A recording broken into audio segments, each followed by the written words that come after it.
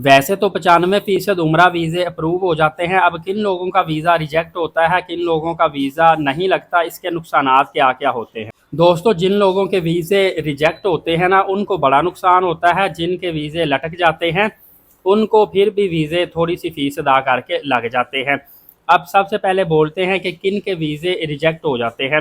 दोस्तों, एक बात जहन में रखिएगा, मैंने काफ़ी ज़्यादा सर्च किया था, आप भी एआई के थ्रू सर्च कर सकते हैं। ज़्यादातर जो वीज़े ई वीज़े होते हैं ना, जो ऑनलाइन अप्लाई करते हैं, इसकी फ़ीस एडवांस में पे करना पड़ती है और फीस पहले सबमिट होती है। उसके बाद अगर वीज़ा लग जाए तो लग जाए, ना लगे तो आपकी फ़ीस रिटर्न नहीं होती, क्योंकि मोस्टली ये नॉन रिफंडेबल फ़ी होती है। उम्रा वीज़ा का भी इसी तरह है, वीज़ा रिजेक्ट हो गया तो नॉन रिफंडेबल फ़ीस है, ये आपकी फ़ीस वापस नहीं होगी। अब दोस्तों, वीज़ा रिजेक्ट होने की सूरत हाल बड़ी एक ही होती है कि वो बंदा जिसका वीज़ा रिजेक्ट हुआ है वो पहले से सऊदी अरब से होकर आया हुआ है, काम के सिलसिले में ज़्यादातर गए होते हैं, वर्क वीज़ा पे। वहाँ पे कफ़ील के साथ लड़ाई होगी, या फिर हरूब लग गया, या फिर कोई ना कोई वायलेशन कर ली, या सजा जुर्माने हुए, या फिर पासपोर्ट ब्लैक लिस्ट हो गया, या किसी न किसी तरीके से वायलेशन करके वहाँ से जान छुड़ा के निकल आते हैं।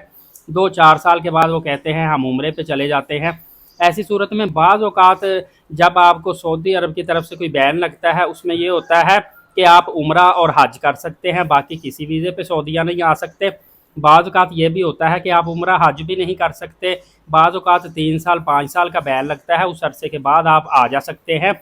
सऊदी अरब का जो इमिग्रेशन सिस्टम है बहुत ज़्यादा हाई सिस्टम है। आप 15 साल बाद भी जाएंगे, आपने कोई भी मसला मसाइल कोई वायलेशन की पकड़े जाते हैं, बल्कि ये सिस्टम अब लिंक्ड इन हो चुका है पूरे जीसीसी कंट्रीज़ के साथ। दोस्तों, दूसरा जो वीज़ा आपका लटकता है या सेंड टू एम्बेसी केसेस आते हैं, वो एक तो एम्बेसी पे ज़्यादा लोड हो, बल्क में वीज़े अप्लाई हो रहे हो, अचानक से वीज़े ओपन हुए हों, या फिर आपका कोई फेस डिटेक्ट ना हो रहा हो, कोई पासपोर्ट में इशू हो, या फिर आप सस्पेक्टेड हों, एम्बेसी वालों को शक हो कि ये बंदा वहाँ पे उम्रे के लिए ही जा रहा है या किसी और सिलसिले में, या काम वहाँ पे तो नहीं करेगा, स्लिप तो नहीं हो जाएगा, या भीख तो नहीं मांगने वाला, इस तरह का सस्पेक्ट होता है, या किसी और सस्पेक्टेड के साथ फेस मैच कर रहा होता है।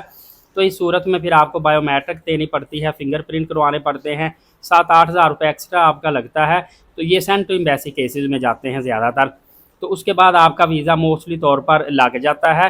तकरीबन आप समझ लें कि 90% चांस होते हैं कि आपका वीज़ा बाद में लग जाएगा। सिर्फ ये है कि कोई 5-7 दिन जो एक्स्ट्रा आपके ज़ाया होते हैं वही होते हैं। इसीलिए मैं बार बार आपको कहता हूँ, जब भी आपने उम्रा वीज़ा लगवाना है, ज़ाहिर है उससे पहले फ़्लाइट करनी होती है बुक, तो आप वीज़ा लगवाने से फ़्लाइट बुकिंग में 15 से 20 दिन का गैप लाजमी रखा करें। 100 कोई ना कोई मसला मसाइल आ जाते हैं, ताकि आपके पास एटलीस्ट इतना टाइम हो कि आपके टिकट ज़ाया ना हो और आपका वीज़ा बआसानी लग सके। दोस्तों, उम्रा के हवाले से फ़र्दर आपको बेहतरीन मालूमात देता रहूँगा। वीडियो दूसरों तक शेयर लाजमी कर दिया करें, ताकि उनकी भी भलाई हो सके और उन तक भी बेहतरीन मालूमात पहुँच सके। नए आने वाले एलीट साकिब यूट्यूब चैनल को सब्सक्राइब कर लीजिएगा। नमाज कायम करें, नबी पाक सल्लल्लाहु अलैहि वसल्लम पे रोज़ाना कसरत से दुरूद पाक भेजा करें और कुरान पाक की तिलावत करते रहा करें। इजाज़त दीजिएगा, बहुत शुक्रिया।